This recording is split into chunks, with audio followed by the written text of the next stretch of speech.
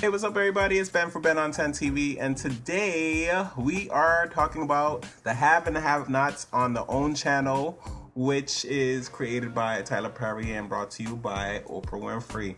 Today's episode was actually really good, and whenever I watch these shows, I always have to watch it a second time around just because the first time I want to watch it with my food and my popcorn and everything, and I just want to be comfortable, and then the second time around is when I actually can watch it again and analyze it. And this episode today actually had me going crazy. Like, I almost actually lost my voice today because my voice started to hurt, because at the end I started shouting so much as if like the whole situation was happening to me, when in all actuality it really wasn't happening to me. I was just watching the show, but it was so interesting and so entertaining that I had to scream. And like, I know that my neighbors probably hear this and they're probably like, what's going on over there? Why is he always arguing and fighting? But I'm not arguing and fighting anybody. I'm just watching the show and it's so good. Tyler Perry does a great job. Bravo. So let's just start with a bit of what happened last week. So last week we saw that the DA was supposedly trying to set them all up by basically having them in the same area when it comes down to the jail, even though that's not really allowed. But they all were in like one area, males and females all together, because the DA was trying to set them up to hear what they had to say. Veronica Harrington, smartest ass, always knew, and she knew off the bat. She said, hey, this is a setup. And it's just like, duh. So be smart about what you're gonna say, because this is a setup. Then I think we also went back to when Candace had that situation with that guy, the one that she supposedly screwed over because she had like, I think like 5 million or so, and then he only had probably like a couple 100,000 or so. And now he's like, okay, you have 8 days to get me my money, because she was robbed supposedly, but he does not care. And he even asked her to do fellatio on him just because, which was super crazy. And that's why I think Tyler pushes the envelope when it comes down to these things, because that was just total disrespect. And I'm going to degrade you right now because you disrespecting me. I'm gonna disrespect the hell out of you. And Tyler did it with that, because like that made me feel very disrespected in myself. When he said that, I'm just like, dang, like really? Like, you're supposed to be her brother, and like her brother, like they literally grew up together, and then now you have her on her knees giving you a blowjob? Like, that's crazy. But Tyler, you did a good job on that one. I was just like, because I felt disrespected. Then the episode actually even went back to, I guess, the jail cell when, what's her name? Veronica Harrington's son actually found out that she was the reason why Wyatt got raped in the butt.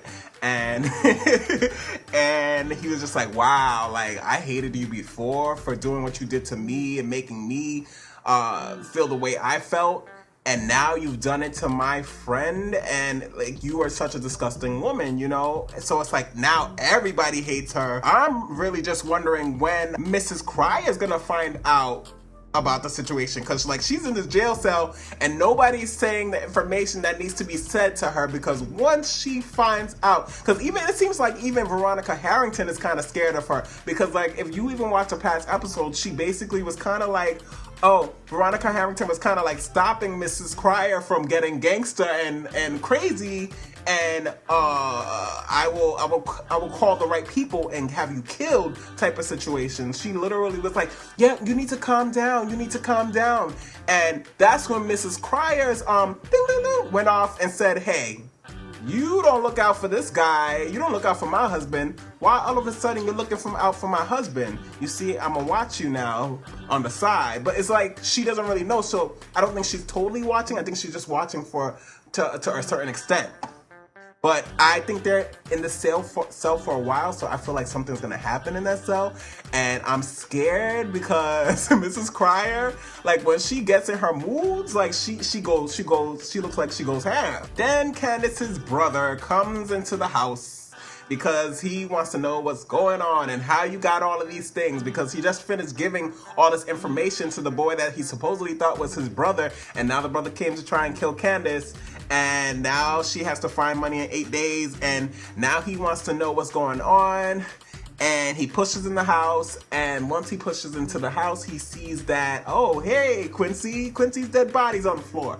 And now that Quincy's dead body's on the floor, we're gonna see like what happens throughout the episode. But I guess like in this episode, he takes it upon himself to take that situation and kind of like fix it. And it's like, no, the whole time I was like screaming like, why? Do not involve yourself in her situation. She is crazy. You see, she has $5 to $8 to $7 million, whatever she has. Like, where do you think she got that from? And you see Quincy on the floor, and now you're gonna add yourself to it. I understand you don't really care about Quincy, and you wanted Quincy dead, but now you're putting yourself in a situation where you can actually go to jail by tampering with the body. You know, you can see what your sister did and just leave it alone and be like, okay, well, I'm peacing, handle your business, whatever, because you don't really care for Quincy as well. But in this type of situation, now you've involved yourself. You've moved this body. So now you are a part of it, you know? And they're still trying to find this phone, which is really scaring me because I do not want them to find this phone, because if they find this phone and Candace is by herself in that house, she can possibly die. Then we also see that P. Diddy's son is in the episode. Shout out to him. And but going back to the story, the thing I like about Tyler Perry and the way he handles his projects, he will put somebody in a situation and the other person won't know about the situation, but this person is indirectly affected by the situation or had something to do with it, and they're all connected, but they don't know what's going on until like the last moment, and that's when everything comes together and everybody finds out they had a part in whatever the situation was, and then that's when things get even crazier. Like, for example, today they had the part where they were in the jail cell, and maybe it was just me not understanding, I'm not sure, but I guess Jim Cryer had said something, and what do you call it, Veronica Harrington thought it was towards her, which it possibly was, but his wife, I think, thought that it was more so towards her, but I don't think she knew that it wasn't towards her. And then this bugs me about Veronica Harrington. She forever is blaming everybody else about the situation, but doesn't blame herself in anything. Like, she's always blameless, she's always innocent, and that bugs me out about her. I love the fact that he has her in the cornrows, because it kind of shows her like, yeah, she is a bad bitch, and she's wearing a suit right now, and she's in the jail cell, but she's still bad. Like, don't sleep on her. But I'm literally at like the edge of my seat with this show, just because the friendship between Veronica Harrington and Mrs. Cryer is such a powerful friendship. If you've ever seen the show from like day one, you'll see that they always had their back. They were boom cool, ace boom cool all day, every day. And now it's like something is going on behind the scenes that one of them doesn't know, and that's Miss Cryer. And once Miss Cryer finds out, it's like, where is their friendship gonna go? Like, are they done? Are they done forever? Like, I'm really nervous about it, and I'm like literally watching the show, and I'm just like, ooh. Like, I want it to come out, but I'm not ready for it to come out, because once it comes out, it's just like, dang, what's gonna happen? Who's gonna die? And I need to know. Another thing that I hate but love is the fact that David Harrington is such a great guy. Like, they make him to be such a great character, but it's so annoying how he doesn't want to take in the fact that his wife is the devil in the flesh. Like, how, after all these things that she's done, how do you not understand and accept that, okay, you know what, I can't help this lady, maybe I should move on. I understand he's in love, but it's just like, wow, you got somebody fighting for you, got two women trying to fight for you, and your ass is still fighting for this evil woman who tried to destroy your son. She tried to destroy your friend's son. She's destroying your business behind the scenes in her own way, even though she feels as though she's making it better. It's just like, I don't know, like they make him so blind to the situation, and that bugs me. But I like how they stay true to keep him genuine as possible and genuine to his character. But that's with all the characters to a certain extent. They're all true and genuine to their character. Nobody has really changed except Jeffrey, because Jeffrey is growing into who he is now. But other than that, like, nobody has really did something like a drastic change, because everybody's kind of still the same. There was a scene I liked when Veronica Harrington told the DA to come here, because I was just like, oh, she's gonna spit in her face. She's gonna spit in her face. and she didn't spit in her face, but I was just like, they both have their own little gangster ways. Like, even though the DA is a part of the law, she's still kind of gangster in her own way, and she's also slick and sly and tries to pull things out of people and make people do things out of character. And that's kind of very similar to Veronica Harrington, who does that stuff all the time. And it's just like kind of like they both love this same man, and they both kind of act like the same person in their own way. Like, for example, like when David Harrington and Mr. Cryer started fighting inside the jail cell, and Veronica was like laughing on the side. But then the DA came in right after, and she was kind of, you know, she said, stop it, boys, stop it, boys. But like, she, in her own way, I felt like she was laughing or mocking them, kind of like, oh, this is working all in my plan. This is everything I wanted. So in a way, she was kind of laughing in her own way too, you know? And it was kind of like when they both, Veronica Harrington and the DA started talking, it was kind of like, uh-oh, it's the battle of the bitches. They ready to go, like, you know? But one is like the law right now, and right now, Veronica Harrington, you're behind bars, and you're like, you're a ghetto bitch, so...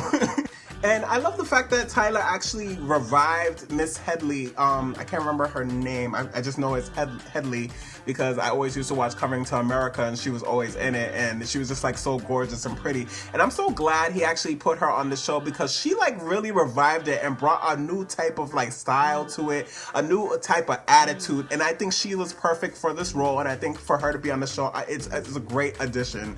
I love her on the show. So there was a part when David actually got released, and he was leaving the jail, and Veronica Harrington was like, oh, Jeffrey could wait, get me out. And it's just like, he was just like, no, you're gonna stay here, and no, my son cannot wait. I'm gonna make sure he's good and get him out of whatever situation he's in. Because, and then it just kind of, it's like an overall situation, an overall thought process when it comes down to that. Because if you take the whole show as a whole, like, Veronica Harrington has been horrible to this boy. So the fact that she is in jail right now, and she can't get out, and she can't do any damage, and she can't even get her damn phone call that she's supposed to be allotted, is like, great. You have this lady locked up, so now not only can she not do damage out in the world, she can't even do damage to her own son, her own flesh and blood, her own baby. Like, it's crazy that you have to tell your wife that, and he still didn't understand that. Okay, maybe my wife's a little bit dangerous, let me, you know, but I think he understands to a certain extent, but he's not ready to accept that she's so detrimental to society. But you know what also scares me about the DA? She just seems so damaging. Like, she seems crazy, like she's becoming stalkerish now. Now she's trying to get more information from the son of the Harringtons, and now she's trying to get more information all around. Like, she just kind of like creeps me out, like she's going crazy because David wouldn't have sex with her and wouldn't be in the relationship with her or whatever, and now she's seemed like she's out for everybody. Like, I don't know, something about that is very weird. But you know what else also kills me is the fact that I don't want anything to happen to Benny Young. And now it seems like David Harrington is out for Benny Young, which is scary because we already know what David Harrington is capable of because of what he did to Candace. So I don't want to see what he could do to Benny, who's such a good-hearted person who just gets caught up in these really, really horrible situations. And it seems like if you mess with David Harrington might come for you instead of talk to you. And that's what's killing me because David Harrington seems like the more reasonable person that you can actually speak to and explain the situation, and nothing's gonna happen. But at the same time, when another man's wife has been touched, like, sometimes men become blind and go crazy, and they don't want to hear anything, and they feel as though the other man is the problem instead of their wife, you know, or girlfriend. And it's like, you need to talk to your woman and not talk to the other person. And I don't know what he's gonna do because he's like looking for Benny Young hard. And totally off topic, but I just most recently went on IMDb to go check like the cast of the Have and Have Nots, and I actually saw, because I've been watching this show for like the longest time, and when Warlock popped on the show, I was just like, wow, this kid, he's a great actor. But I feel like I know him. I feel like I've seen him around. I feel like something, like, you know how you know somebody, or you feel like you know somebody, but you don't even know where you know that person from. So then later I looked at his background and I saw on IMDb, and I saw he went to Stevenson High School. And it's so funny because I used to live down the block from Stevenson for like a good chunk of my whole life. So, and I even actually almost went to Stevenson High School, and that's where he went. So I was just like, oh wow, like, oh my gosh, I knew him from somewhere. It's just I didn't know him personally, but I know I saw him in passing so many times because I knew a lot of people, and a lot of people knew me. I don't know if he knows me or whatever, so like that. I'm not trying to be a fan, but it's just crazy how like you pass people and you don't necessarily speak to them, but you know of them and you know them, and then later like something like this happens. And he's like such an amazing actor. I'm so happy for him. He's so great at what he does. He scares me when I watch this show, but at the same time, if you grow up in the Bronx, a lot of people will scare you, so it's kind of easy to tap into that. So, shout out to him. He's really great. He's really good at what he does. Like, he is perfect as the role of Warlock Tyler Perry. Bravo. Good job at casting. Anyway, going back to our next topic. I skip a couple of things, so disregard if I'm skipping certain parts that just weren't as interesting to me to talk about. But, so in the DA room, the room that they take people when they're trying to interrogate them, interrogation room, the DA is trying to interrogate Jeffrey to say, not only get information, but she's also trying to interrogate him so that she can get information in regards to that whole situation with Wyatt, how she's trying to like give them immunity and stuff like that, and then she wants him to play along, and then he'll get immunity, or if he doesn't, he'll go to jail. So in that, Jeffrey kind of does exactly what I would have did, which is basically say, hey, I'm not going to throw my father and I'm not going to throw the criers under the bus, but I will throw my mother under the bus because my mother's going to make my life a living hell to the day I die. And she's made that clear, and she's done all these crazy things. She's had me beat up. Like, she's had all these different things happen to me, these evil things that you would never think a mother can do for me. And it's like, I love my mother but at the same time, you can't necessarily hurt your mother because that's your mother. So the best thing you could do is kind of like put her away. Like, let her go to jail, let her spend some time over there, and she's gonna realize all these things that she's done to you, you know? And yeah, put her away. She just needs to go away. Because if she doesn't go away, he's gonna be going through it for the rest of his life. And right now is just not the time, especially with all these things happening. Like, he's going through so much. He just finished killing somebody. His mother's always on his back. Like, he has a DUI. He almost got molested by some cop. I don't even know why he didn't say nothing about the cop, but I guess maybe he's on that no snitching type of situation. But, you know, you grow up in like a very rich type of situation. I would expect you to say something if you almost got molested by a cop in his cop car. But he didn't say anything about that, which is kind of... I feel like might be more to that down the line, but you never know, so I don't know. I'm just going to wait and see what happens with that.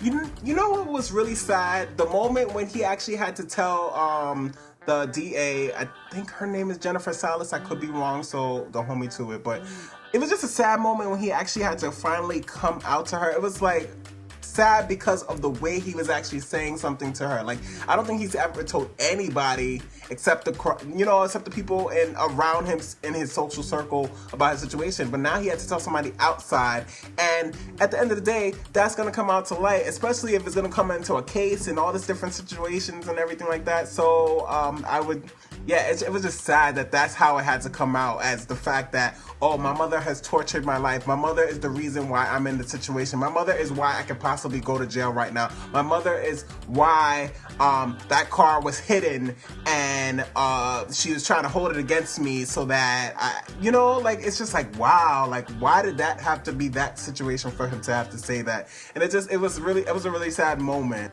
But then here she comes with her sneaky ass trying to get more information about, oh, what's David doing, and what's this with David, and who's this lady, and stuff like that. Oh, yeah, it's for the case, you lying ass. It's not for no case. It's because you want to find out what's going on with your baby daddy, or the guy you want to be your baby daddy. But you know what's really killing me? How Hannah is handling Quincy Jr. My gosh. Like, take your pride and push it to the side. Like, I totally understand you're a God-fearing woman and you have your situation with God and you don't want that to be tarnished by living in a house that was brought out of, you know, whatever it was brought out of. But it's like, this little boy's life is on the line, one. Two, like, he needs to be in a stable environment, and I understand that's not the most stable environment. Then go to family if you can't find anything. And if you don't have family, you're gonna have to figure something out and live in that house. The house is paid for. Go and live in there until you can figure something out for yourself. Because at the end of the day, this boy is gonna be taken away from you if you keep being like a vagabond and keep going from place to place like a gypsy or whatever. Like, that's not gonna be cool for that little boy. Plus, he already got a sickness in whatever it is, which Quincy said before he died, which is getting really annoying because I don't know what that sickness is. And now it's bugging me because I'm like, okay, what kind of sickness does this little boy have? And you know what's funny? I kind of came up with my own thoughts on what I feel like his sickness is. I feel as though they probably got him on like heroin or something, or crack or something. And this little boy has to survive on that. And the fact that Candace doesn't know what it is and the mother doesn't know what it is because they don't deal in that type of thing. They don't deal with crack. They don't deal with heroin. And I feel like that's possibly what it is. And they strap him up and this little boy's talking about, oh, I feel cold. Like, I don't know. I feel like that's somebody who hasn't gotten a hit in a while. And I feel like that little kid, it needs a hit. And that's exactly what they put him in. And it's kind of, if that is the case, that's very despicable. It's very disgusting. And Tyler has done a good job at making Quincy and the sister become this disgusting person. But Hannah, girl, you broke. You don't got no money. Why are you like, you know, like now she's trying to take the taxi and take him to the hospital, and she only got $8 or whatever, and the taxi driver got to kick her out, which I felt really bad about because I felt like, okay, taxi driver, like, have a heart, man. Just turn off the meter and then take her to the damn hospital. Like, why? Like, people don't have decency, and now this little boy done passed out on the bus stop. Like, like, it's not even funny, but it's like the little boy done passed out now. And I think he's on crack. You know what else kills me? It's just that Jeffrey will never learn. Jeffrey will never, ever, ever learn until he's smacked in the face a couple more times. Because now he's still babying Wyatt, and you don't understand that Wyatt does not care about you. Wyatt is out for self. Wyatt now feels, oh yeah, I got my 15 million and stuff like that. And Wyatt, like, oh my gosh, how did the DA even give him that money? She's such a dumbass. Like, I really cannot understand that. Like, somebody gives you their word. Why do you think somebody's parents have held the money from him so far? Like, he just killed a little black girl on the block, and you felt as though he needs to have $15 million? And Tyler clearly topped off the whole episode with that ending part that happened between Candace, Wyatt, and Jeffrey. Because that was just everything. Everything that happened from last season that we thought was gonna, you know, be let out into the open last season. Nah, Tyler held it back. Tyler was like, nope, I'm gonna get you guys. I'm gonna give you that next season. And now it finally came out. I thought that was actually never going to come out, and now it came out, and then it was just so gut-wrenching. It was heartbreaking because just like Candace and Jeffrey had such a great relationship, and now Jeffrey is kind of like putting just all the blame on Candace. And yeah, Candace wasn't the best thing for you to be around, but at the same time, you guys were literally friends, and she helped you come out. She helped you with all these different situations, and she was always looking out for your best interest, and you're actually somebody she kind of trusted, and you literally screwed her over by not telling her the situation throughout the whole time. But I understand because Jeffrey knows how she is, and like she says on the show, she's a bad bitch, and and it's just like, you don't want to tell a bad bitch that yeah, my best friend just hit your brother and almost killed your brother, but I know this, and I'm gonna keep, like, I'm not gonna tell you because I know you're a bad bitch and you're gonna kill him. And it's just like, dag, like, really? Like, you're supposed to be a friend, regardless of how I feel, you're supposed to tell me. And the fact that he didn't tell her is just like, now it puts you on in a bad area, because like, now you don't know how Candace is going to handle it. Is she going to forgive you? Is she still going to be your friend? Or is she going to try and damage you and take a hold of your life? Which is really scary because Candace is not one to play with, you know? And I'm surprised she didn't slap Wyatt in the face, like, but she held herself together very, very well. I wonder what she's gonna do with this information now, because I feel like even though like I seen the preview and I know she's gonna tell her brother later and stuff like that, it doesn't really show clearly how she's gonna tell her brother. So I'm wondering how that's gonna happen and how she delivers the news to him and how he's gonna take it, because he's another one who flips at the, he gets hood all of a sudden. Like, he could be the most nicest guy down the block, and then all of a sudden, like, you tell him something crazy and then he gets gutter hood. That's another reason why I think she hasn't told him about how Warlock has threatened her, because like she knows it's gonna be an all-out battle and war. You already saw what he did with Quincy, so let alone that guy. And Warlock is a dangerous man, so it's just like, oh wow, like this is just getting too crazy that I'm getting very uncomfortable watching the show. And going back to Jeffrey, like, he fails to realize that Wyatt does not give two F's about him. And Wyatt, as soon as he gets that $15 million, he's not caring about some gay black boy. He don't care about you. Like, he's gonna try and get women. You already saw how he's trying to get Candace, talking about, oh, what's your rate? Oh, no, really, what's your rate? Because he knows he could buy it now. So if he could buy Candace, who else can you buy out there, And he already started hanging out with the bad crowd, like from I think last episode or last episode, I can't remember exactly which one. He already started hanging out with drug dealers. And the thing about drug dealers is just like, when they know you got money and you a weak punk and they can get you, they're gonna try and get you. And if you got $15 million, you're gonna get got, And especially if you're stupid with your money, yeah, you're gonna get got. And then he's gonna come back to his mom and dad and have his own situation, and you don't want to come back to your mom and dad because they're probably gonna want to kill you, like literally. So if I was Candace, I would definitely just go to the press or something and like leak all of this situation beforehand, because like, yeah, both guys are gonna get immunity, especially Wyatt because he killed that little black girl. But once this gets to the press, how is he gonna get immunity? Because like the press, like the black community is gonna probably want to hang him at the stake for that. You killed this little black girl, then your father lied and covered it up and did all this extra stuff, and you're giving him immunity now? Like, I don't think that's even feasible. Like, I feel like if Candace lets that out the bag now, there'll be a problem. There'll be a situation. I feel like there'll be black people with hanging people like there in Salem going, kill the Wyatt, like something like that, because that's how Tyler Perry usually does it. He makes it like a big crowd type of situation. But I'm literally just scared for everyone now. Now that Candace has this information, what is she gonna do with it? Even though Candace is still trying to scrounge up whatever $1 million she's trying to scrounge up. Like, but now, I think we actually even seen in the preview that that guy, what's his name, Oscar, is coming back into the picture and coming back on the show. So I just wonder how this whole situation is going to come by, because now he's looking for the person that is in a relationship with his wife, like, that he's cheating with, and it's gonna bring him back to not only Benny, but bring him back to Candace. And Candace, Candace don't play that. It's gonna be all out war, and she already killed one person. You could get it too.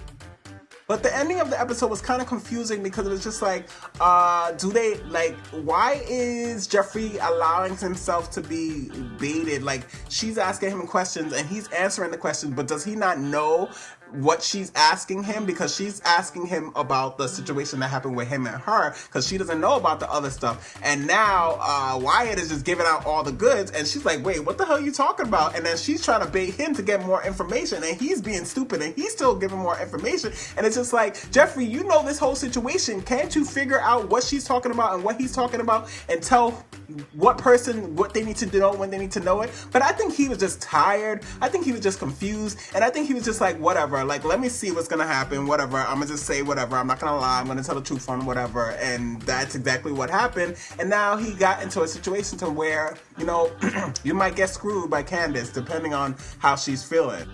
And you know what else is also kind of sad is the fact that Jeffrey, I don't know, from the preview, it seems like Jeffrey might get killed by the hood people, because like, his name was given by the police to the girl, to Cute Quincy's sister or cousin or whatever she is.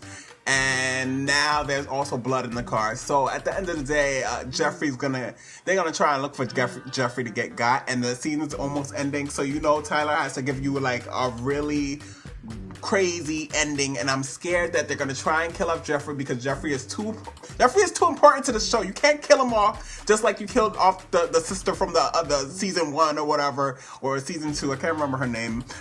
She was good, but she was okay if you had to kill her off, you know?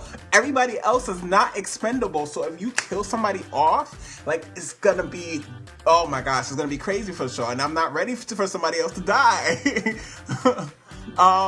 Yeah, maybe the son, not even saying like, like I would want the little kid to die, but like, you know, he's expendable because, you know, Quincy already died, so it would make sense if the little boy went too, because supposedly his blood type, Quincy's blood type, was the only blood type for the little kid or something from whatever situation that this little kid is going through, even if it's not crack or whatever it is that I feel like it is, or heroin or something, or meth, I don't know. It just seems like something you might have to shoot up, because I think the girl has to use needles on Quincy Jr. whenever he gets his drugs or his whatever. I also want to know if David Harrington's going to give it to Maggie Day, because at the end of it, they were kind of, he said, take off your clothes. So I was just like, oh, okay, they're going to do it, you know, but I don't necessarily know if they're going to do it. I feel like they could be just really good editing, and they're trying to make it seem like they are, but they're really not. So I'm just, I'm nervous, but I guess we have to wait and see for next week. So if you guys want to hear more from reality TV, when I talk about it, reality TV talks, definitely come back to Ben on 10, and I'll give you next week's episode when it comes. And I'm excited. I hope you guys are all excited as well, like for me. Shout out to the cast. The cast is really good, and you guys have got me gripped, and I've been gripped for all the seasons, and I'm really scared for what else you guys are gonna have in store for us.